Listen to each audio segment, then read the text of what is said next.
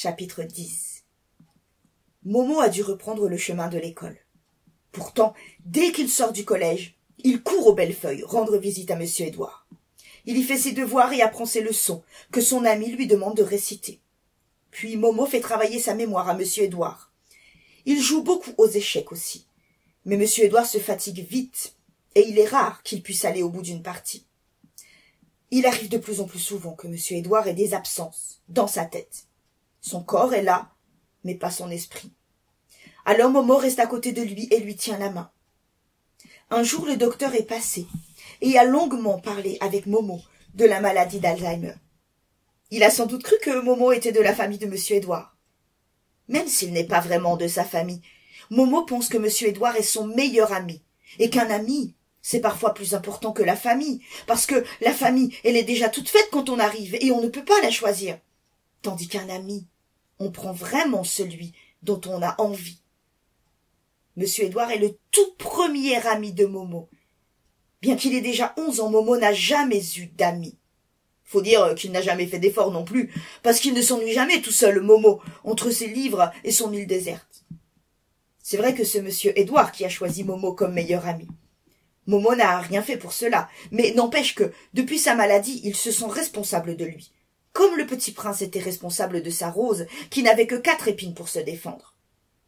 Aussi, quand le médecin est venu pour lui parler de sa maladie de M. Édouard, qu'il croyait être de sa famille, Momo l'a écouté de manière très attentive, afin de bien comprendre tous les mots, parce que bien souvent, les mots des docteurs sont totalement incompréhensibles.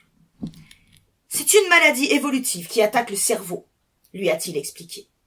Il n'existe pour l'instant aucun médicament qui puisse la traiter, mais la médecine fait de grands progrès, et on pense trouver des remèdes d'ici une dizaine d'années. Une dizaine d'années pour Momo, c'est aussi long qu'un siècle. Est-ce que M. Édouard pourra attendre encore une dizaine d'années? A demandé Momo, le cœur plein d'espoir.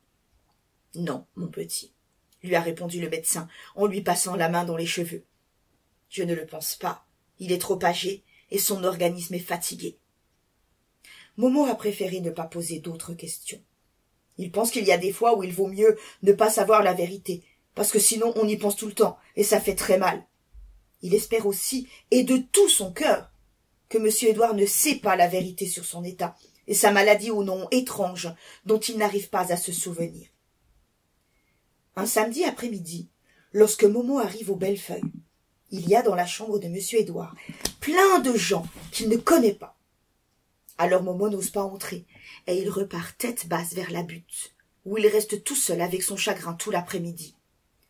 Il pense qu'il a bien fait de ne pas entrer, car tous ces gens font probablement partie de la famille de M. Édouard, et que c'est très gentil qu'ils lui rendent visite. Comme ça, M. Édouard sait qu'il est aimé de beaucoup d'affection des siens. Mais Momo ne peut pas s'empêcher d'être un peu jaloux. Il n'a pas envie de partager son ami avec d'autres gens, surtout des gens qu'il ne connaît pas. Le lendemain, dimanche, Momo retourne au Bellefeuille. M. Édouard est seul cette fois, et Momo s'en réjouit. « Bonjour, monsieur Édouard !» lance Momo d'un ton joyeux, ainsi qu'il le fait chaque fois, pour que monsieur Édouard ne sache pas qu'il est malade. Mais monsieur Édouard ne répond pas. Il est assis sur son fauteuil, sur le balcon. Son livre est posé sur ses genoux, mais monsieur Édouard ne le lit pas.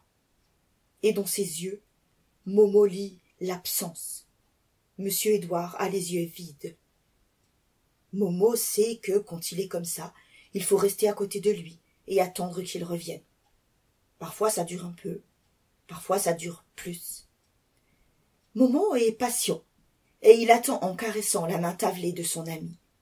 Aujourd'hui, M. Édouard met beaucoup plus de temps que d'habitude à revenir, et il semble encore avoir vieilli par rapport à avant-hier.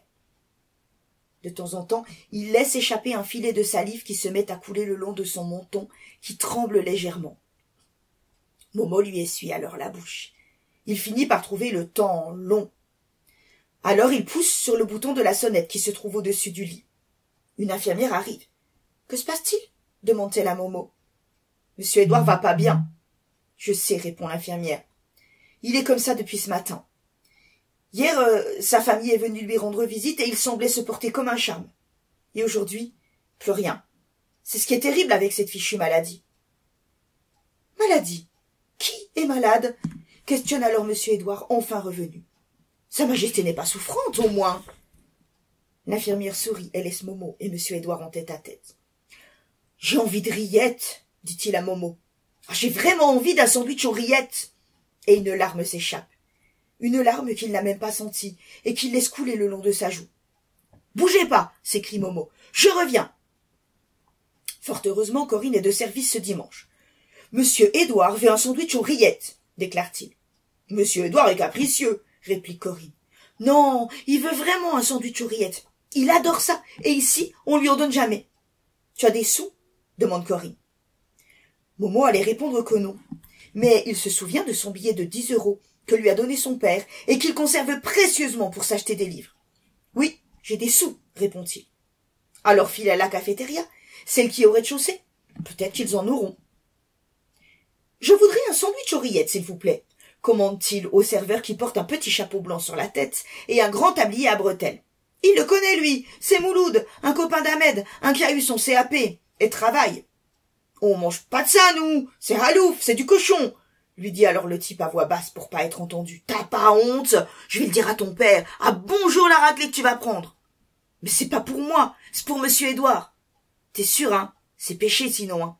Bon, je vais te le faire ton sandwich. Enfin, le voilà qui revient avec son sandwich aux rillettes. Mais monsieur Édouard est reparti. Il ne reviendra pas aujourd'hui. Et Momo reste pratiquement toute la journée assis à côté de lui, espérant qu'il va au moins revenir un peu, le temps de manger son sandwich aux rillettes, et d'avoir un grand bonheur.